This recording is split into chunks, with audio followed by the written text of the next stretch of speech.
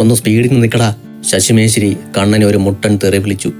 ഇയാളെ ഒരു ദിവസം ഞാൻ ഇരുട്ടടി അടിക്കും, കണ്ണൻ മനസ്സിൽ പറഞ്ഞു. ശശിമേശ്വരിയുടെ സ്വഭാവം എങ്ങനെയാണ്? ജോലിക്കാരെ അയാൾ പൂരത്തെറിയാണ് വിളിക്കുക. ജോലി നല്ല വേഗതയിൽ ചെയ്യണം, അല്ലെങ്കിൽ തെറി കൊണ്ട് മൂടിക്കളയും. കണ്ണൻ ആദ്യമായാണ് പണിക്കിറങ്ങുന്നത്.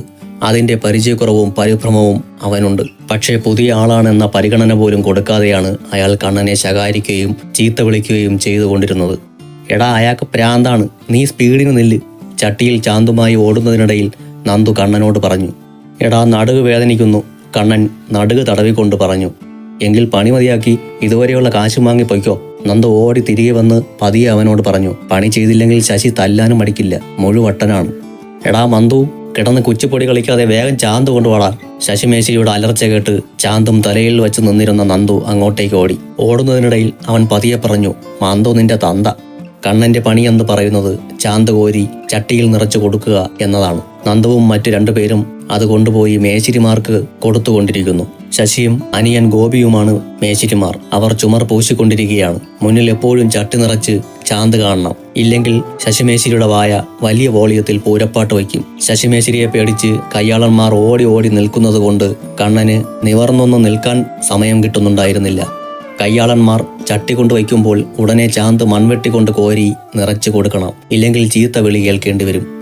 ഉച്ചയൊക്കെ ആയപ്പോൾ ചാന്ത് കൂട്ടലും ചാന്ത് കോരലും കാരണം നടുവേദനയെടുത്ത് നിവർന്നു പോലും നിൽക്കാനാവാത്ത അവസ്ഥയിലായിരുന്നു കണ്ണൻ. രണ്ടു കൈയിലും മൺവെട്ടി പിടിച്ച് പൊള്ളി കുമിളകൾ പൊങ്ങിയിരുന്നു.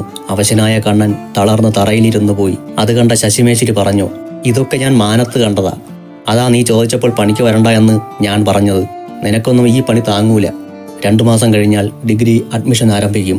കോളേജിൽ ചേരാൻ പണം വേണം. പഠനത്തിന് ഇനി കാത്തുവിന്റെ അച്ഛനെ ആശ്രയിക്കണ്ട എന്ന് കണ്ണൻ തീരുമാനിച്ചിരുന്നു. അദ്ദേഹത്തിന്റെ സഹായവും സ്വീകരിച്ചുകൊണ്ട് അദ്ദേഹത്തിന്റെ മകളെ തന്നെ പ്രണയിക്കുന്നത് കണ്ണനെ സംബന്ധിച്ചിടത്തോളം മാനസിക സംഘർഷം സൃഷ്ടിക്കുന്ന പരിപാടിയായിരുന്നു. അതുകൊണ്ടാണ് മാധവൻകുട്ടിയുടെ സ്പോൺസർഷിപ്പ് കണ്ണൻ വേണ്ടെന്ന് വെച്ചത്. കോളേജിൽ ചേരാനുള്ള പണം സമ്പാദിക്കാനായിട്ടാണ് കണ്ണൻ ജോലിക്ക് പോകാൻ തീരുമാനിച്ചത്.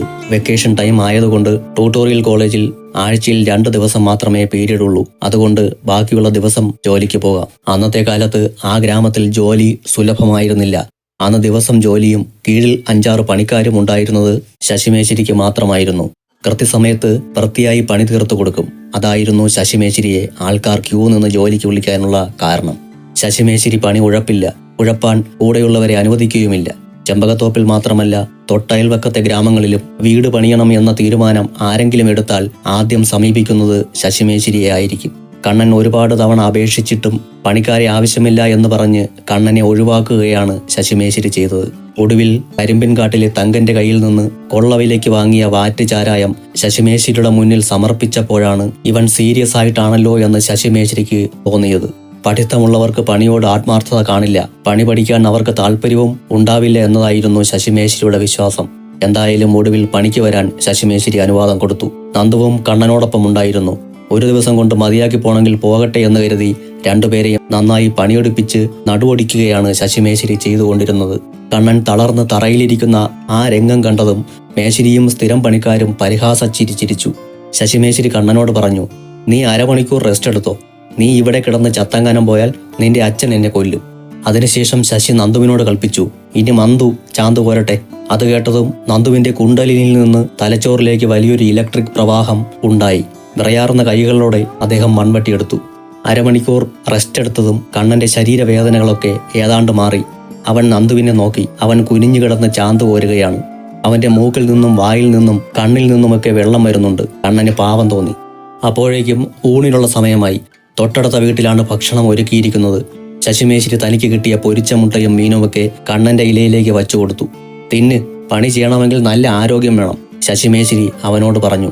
ഈ രംഗം കണ്ട നന്ദു പ്രത്യാശയോടെ ഗോപിമേശ്വരിയുടെ മുഖത്തേക്ക് നോക്കിയെങ്കിലും തനിക്ക് കിട്ടിയ മുട്ടയും മീനും കൊടുക്കാൻ ഗോപിമേശ്വരി തയ്യാറായില്ല. പേരുവയറൻ, നന്ദു പിറുപിറുത്തു. ഉച്ചയ്ക്ക് ശേഷം ചാന്തുകോരൽ പണിയിൽ നിന്ന് കണ്ണനെയും നന്ദുവിനെയും ശശിമേശ്വരി മാറ്റി. പകരം ചട്ടിയിൽ നിറച്ച ചാന്ത് കൊണ്ട് കൊടുക്കുന്ന പണി അവർക്ക് നൽകി. അത് അത്ര ബുദ്ധിമുട്ടുള്ള പണിയായിരുന്നില്ല. കൃത്യം 5 മണിക്ക് തന്നെ ശശിമേശ്വരി പണി നിർത്തി. പണി സാധനങ്ങളൊക്കെ കഴുകി വൃത്തിയാക്കി വെച്ച് കുളിച്ചു വന്നപ്പോൾ കണ്ണൻ അന്നത്തെ ശമ്പളം കിട്ടി, 60 രൂപ. നന്ദുവിനും അത്ര തന്നെ. പണിയൊക്കെ പഠിക്കുന്നതുവരെ ഇത്രയേ കിട്ടൂ. എന്നാലും അവരെ സംബന്ധിച്ചിടത്തോളം അതൊരു വലിയ തുകയായിരുന്നു.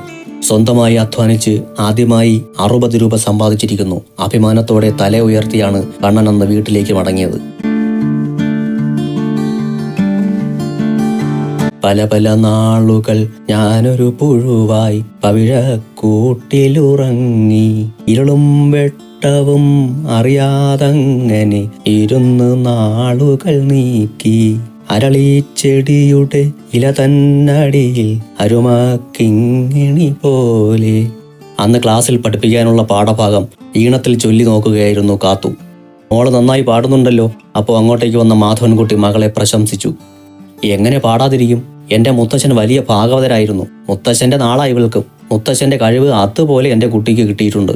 അവിടെ നിന്നിരുന്ന അംബിക കുടുംബമാഹാത്മ്യം വിളമ്പാൻ തുടങ്ങി. നിന്റെ മുത്തച്ഛൻ്റെ പേരെന്താ? മാധവൻകുട്ടി ചോദിച്ചു. കൃഷ്ണൻ ഭാഗവതര്.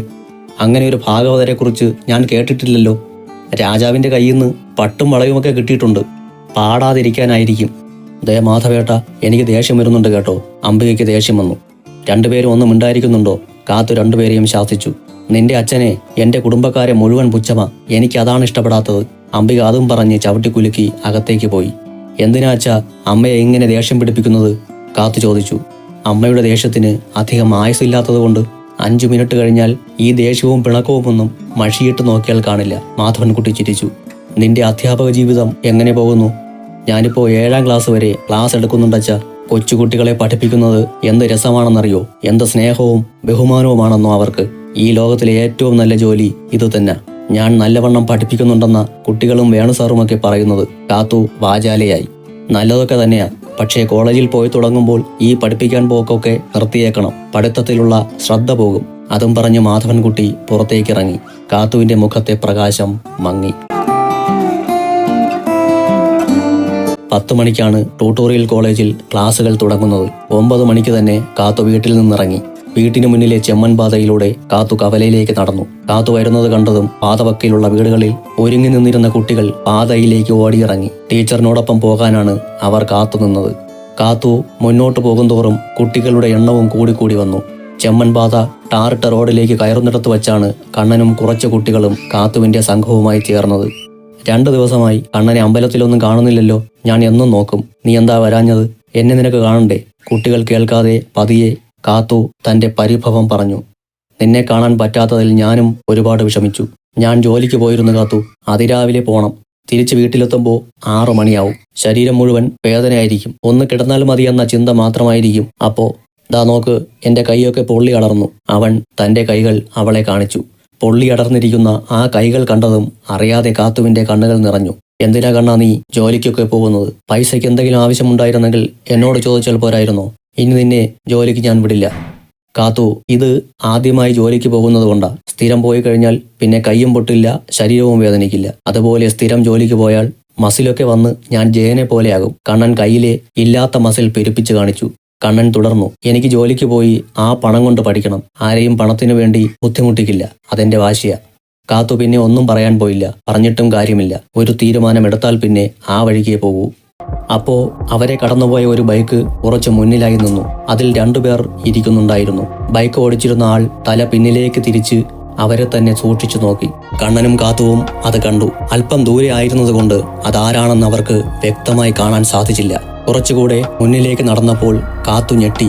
ബൈക്കിന്റെ ഫ്രണ്ടിൽ ഇരുന്ന ആളെ കാത്തുവിന് മനസ്സിലായി. തടിയൻ. അന്ന് ബസ്സിൽ വെച്ച് കാത്തുവിനോട് അപമര്യാദയായി പെരുമാറിയ ആൾ. അന്ന് ബസ്സിൽ വെച്ച് കണ്ണൻ തല്ലിയ അതേ തടിയൻ. കാത്തുവിന്റെ കാലുകൾ നിശ്ചലമായി.